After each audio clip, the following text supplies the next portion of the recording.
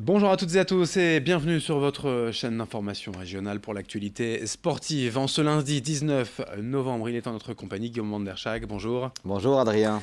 Et notre consultant rédacteur en chef de Sprint Magazine qui vient débriefer le week-end sport dans la région avec les résultats tout d'abord de Coupe de France. On jouait le 7e tour ce week-end, pas de Ligue 1 ni de Ligue 2 pour cause de trêve internationale, de matchs de l'équipe de France, mais de beaux résultats tout de même pour les clubs de la région. Un 7e tour de Coupe de France qui est marqué par l'entrée en lice des clubs professionnels de Ligue 2, et parmi ceux-là bien sûr le Racing Club de Lens et le VAFC. Eh bien, le RC Lens est passé sans briller face aux amateurs de Nogent, sur le score de 2-0. Nogent qui évolue seulement en première division régionale, mais l'essentiel est passé avec la qualification pour les joueurs sang et or.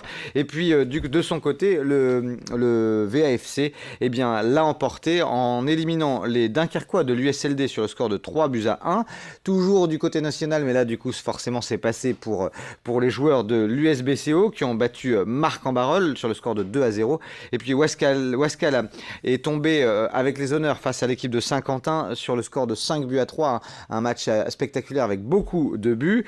Mais Adrien, la sensation de ce 7e tour de Coupe de France est venue des joueurs de l'Iris Club de Croix, qui avaient déjà fait plusieurs fois des très beaux parcours en Coupe de France. Ils avaient atteint même les 8e de finale en 2015. Et puis là, ils jouaient contre une équipe professionnelle, l'équipe du Paris FC, une équipe pensionnaire de Ligue 2. Et ils l'ont emporté avec un but vraiment dans les arrêts de jeu à la 94e.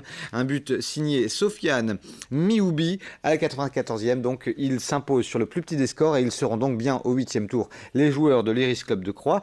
A noter également que le petit poussé, les cheminots d'Asbrook, ont dû malheureusement baisser pavillon. Ça, c'était face à l'équipe de Gravelines sur le score de 3-1, mais après les prolongations. Et puis vous dire aussi que l'US Saint-Omer s'est imposé à Marc-en-Calaisis sur le score de 1-0, là aussi après les prolongations. Concernant le tirage au sort du 8e tour de la Coupe de France avec tous ces clubs régionaux et même d'autres encore qui se sont qualifiés, on n'a pas fait la liste exhaustive, ce sera demain midi tout simplement ce mardi 20 pour le 8e tour. On enchaîne Guillaume toujours à propos de football avec un mot de foot féminin, le LOSC. Oui, les filles du LOSC qui malheureusement n'ont pas réussi à s'imposer ce week-end sur leur pelouse de Luchin. C'était face à l'équipe de Bordeaux qui est 5e du championnat de première division. Elles se sont inclinées 2-0. Elles sont 10e les joueuses du LOSC. Et puis il faudra essayer vite de réagir. Elles n'ont toujours qu'une seule victoire au compteur, 5 matchs nuls et donc 3 ou 4 défaites je crois. En tout cas il faudra réagir parce que le week-end prochain les joueuses lilloises vont affronter les Lorraines, l'équipe de Metz qui est juste en dessous. Donc ce sont des concurrentes directes et ce sera donc un déplacement en Lorraine le week-end prochain pour les filles du LOSC.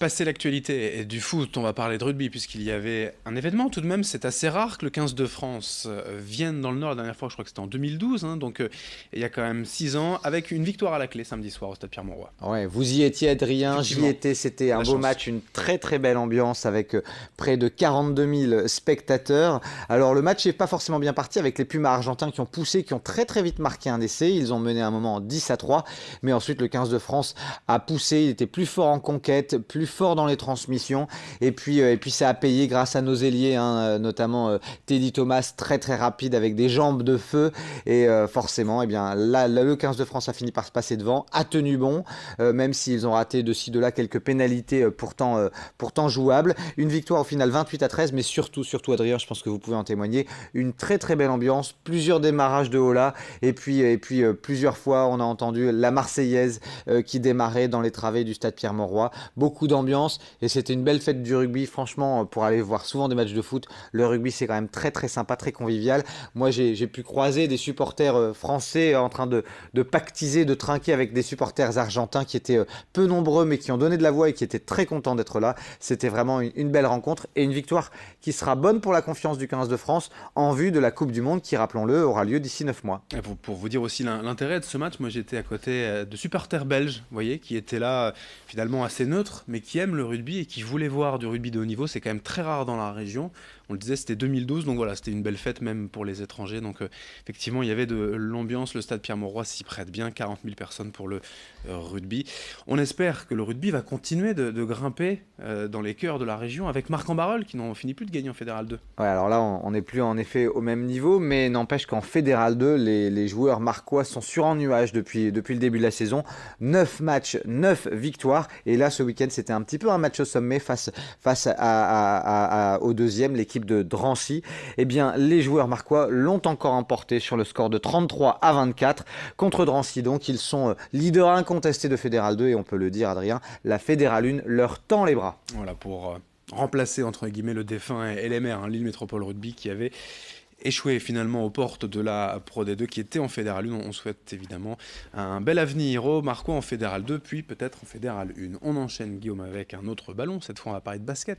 Oui, avec malheureusement des résultats décevants pour la région, mis à part Gravelines Dunkerque qui a fait une très très belle victoire. Le BCM est allé gagner à Dijon sur le score de 84-82.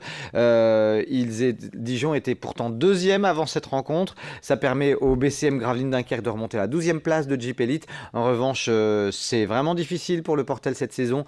Le chaudron du Portel n'est plus imprenable avec une nouvelle défaite à domicile contre Cholet 84-92. Les joueurs du Portel sont désormais 14e de Pro A. Et puis on passe à la Pro B avec une défaite également des Lillois à Quimper sur le plus petit des scores, la plus petite des différences de score, 85-84.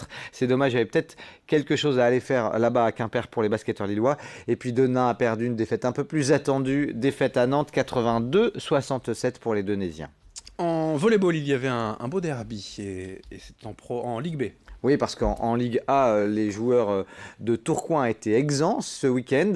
Et du coup, tous les regards se portaient sur les joueurs de Cambrai en Ligue B qui affrontaient dans un derby des Hauts-de-France l'équipe de Saint-Quentin. Victoire de Cambrai 3-7-1. Les Cambraisiens sont deuxième ex-aequo et pour l'instant, ils font vraiment un très très beau début de saison.